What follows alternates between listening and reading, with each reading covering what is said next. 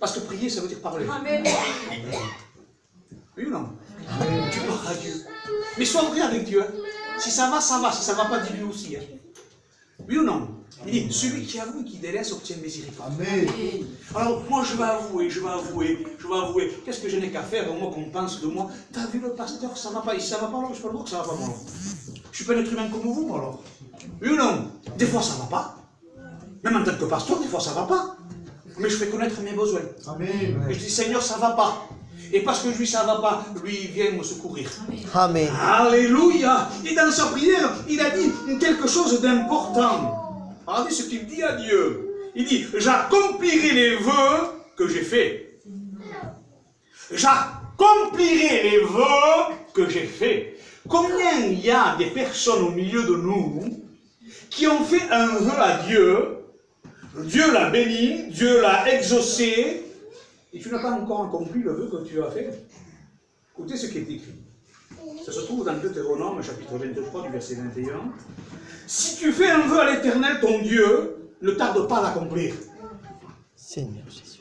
Y aurait-il au milieu de nous ce soir quelqu'un qui aurait dit, Seigneur, parce que c'est la prière de nous, ça, si tu guéris mon fils, si tu bénis mon père, si tu bénis mon foyer, ben, Seigneur, oui, je me ferai baptiser.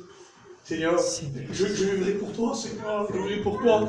Alors Dieu te dit et te rappelle à toi en particulier ce soir, si tu as fait ce vœu à l'Éternel ton Dieu, ne tarde pas à l'accomplir. Amen. Béni soit Dieu. Et à ce moment-là, il accepte d'accomplir la volonté de Dieu.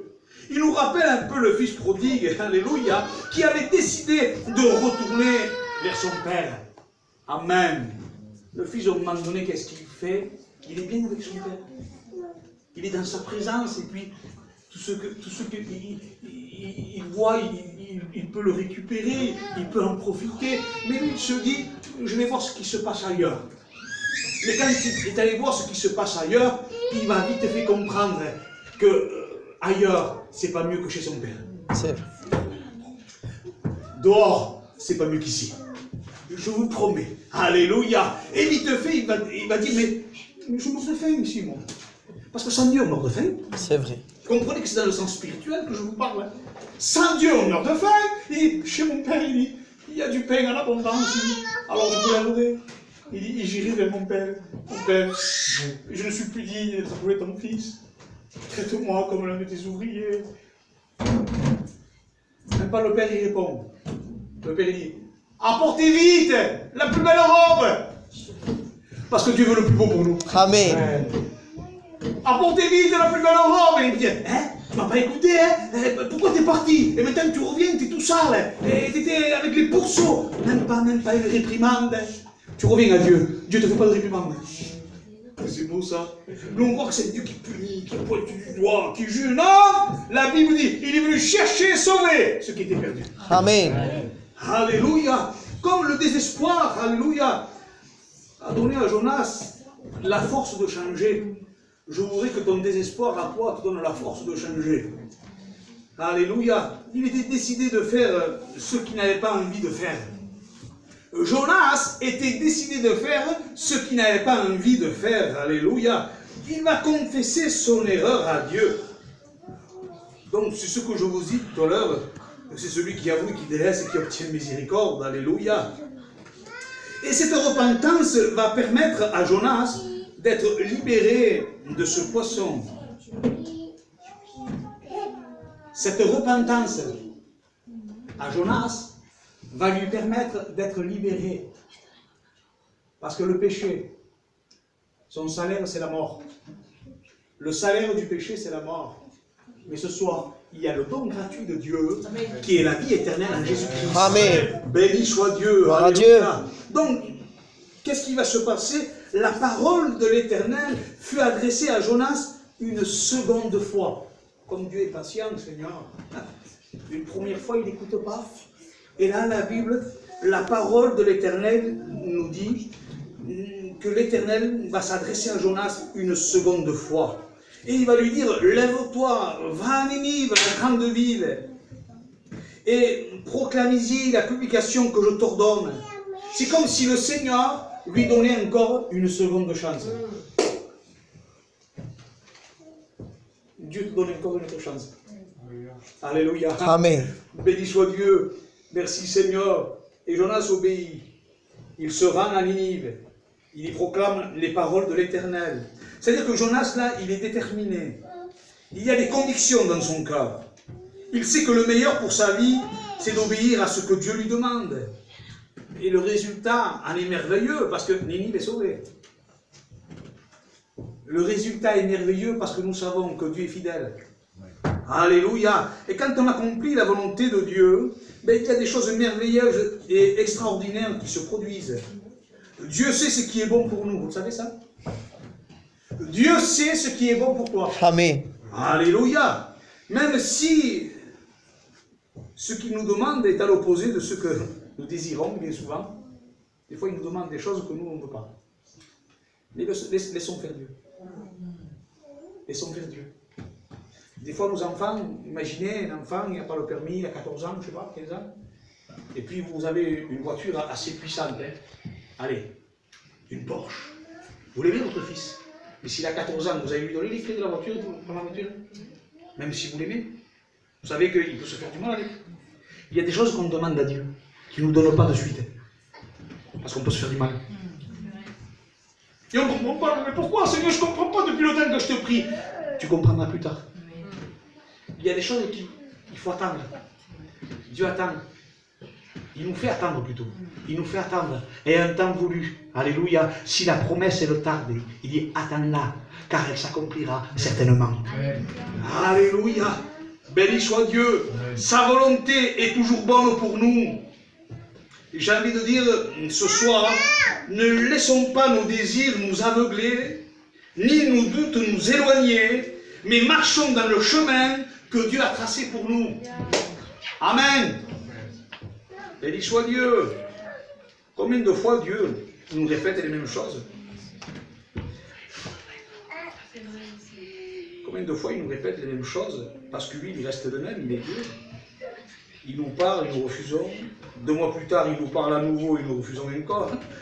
Tant qu'on n'obéira pas à Dieu, ben, il nous demandera toujours la même chose. Vous savez ça?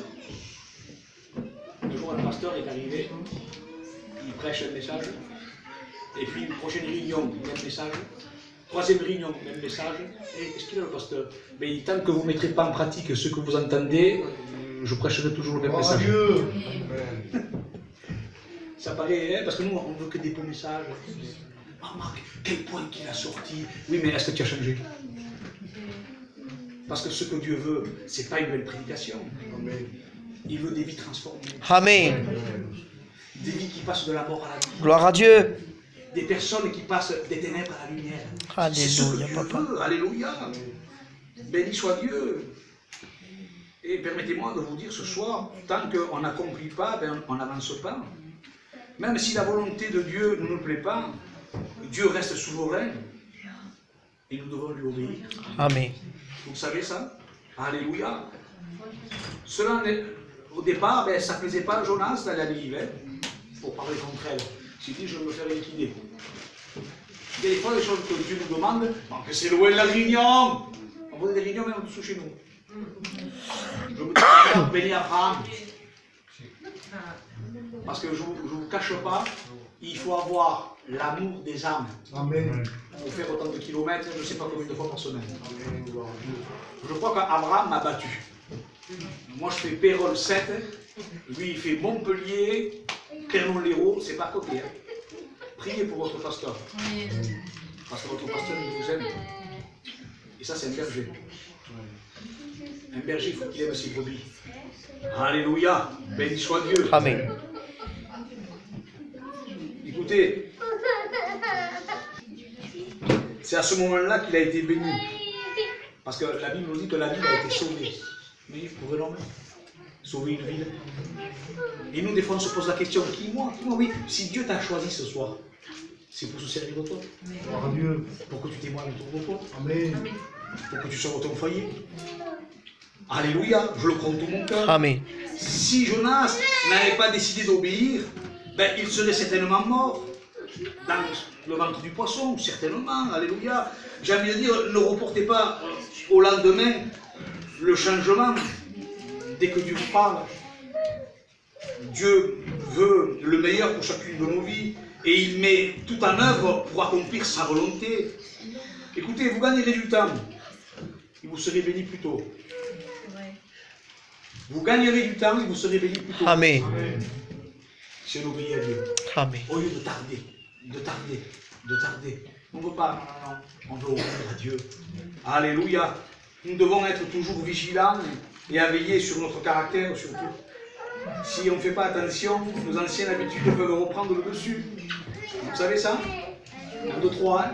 La chair, la Bible nous dit qu'elle a des désirs contraires à ceux de l'esprit. Alléluia.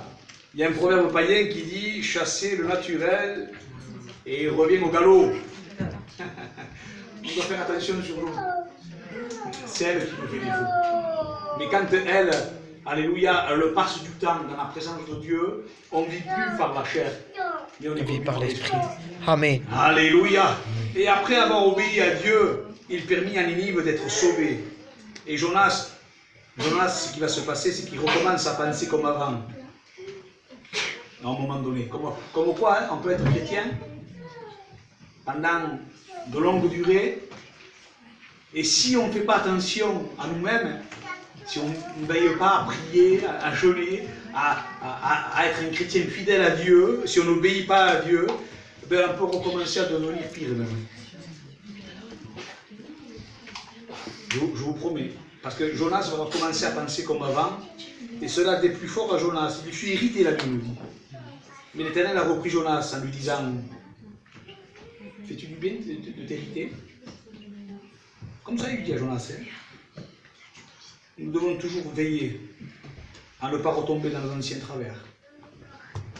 Et les chrétiens sont convertis, ont délaissé, et avec le temps, ils ont repris. Ce qu'au départ, ils avaient donné à Dieu, avec le temps, après, ils ont repris. Et ça, on doit veiller, les frères. On doit veiller. Alléluia. L'irritation peut venir plus facilement. Et surtout quand on s'éloigne de Dieu. Vous savez ça? Un chrétien peut s'irriter vite. À quoi on le voit qu'il s'irrite vite? Parce qu'il est loin de Dieu. Mais quand il est en contact avec Dieu, un chrétien, logiquement, lui, il fait tout pour ne pas s'irriter. Un chrétien, lui, il aime. Un chrétien, il pardonne. Un chrétien, il témoigne. Un chrétien, il vit que pour lui. L'homme de Dieu dira, ce n'est plus moi qui vis. Mais c'est Christ qui vit en moi. Amen. Alléluia. Et moi, je crois que nous avons besoin plus que jamais d'être accrochés au Seigneur.